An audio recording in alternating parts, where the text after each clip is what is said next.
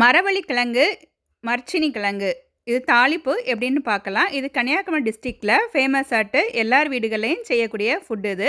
இது பிரேக்ஃபாஸ்ட்டுக்கு இல்லைனா ஈவினிங் டிஃபனுக்கு கூட சேர்த்துக்கிடுவாங்க.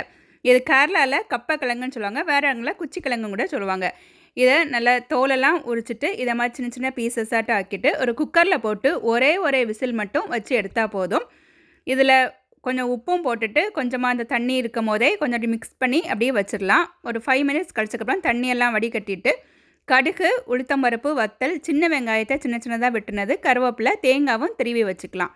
கொஞ்சமாக எண்ணெய் போட்டு கடுகு போட்டு இது பொரிஞ்ச உடனே உளுத்தம்பருப்பு, வத்தல், சின்ன வெங்காயம் போட்டு கருவேப்பிலையும் போட்டு நல்லா வதக்கிட்டு இது கொஞ்சம் வதங்கினோன்னே வேக வச்ச கிழங்கு, தேங்காவையும் போட்டு நல்லா மிக்ஸ் பண்ணியாச்சுன்னா கிழங்கு தாளிப்பு ரெடி ஆயிரும். இது ரொம்ப டேஸ்ட்டாக இருக்கும். இது புளி சட்னி கூட சாப்பிடுவாங்க, ப்ளெயினாகவும் சாப்பிடுவாங்க. ட்ரை பண்ணுங்கள். தேங்க்யூ.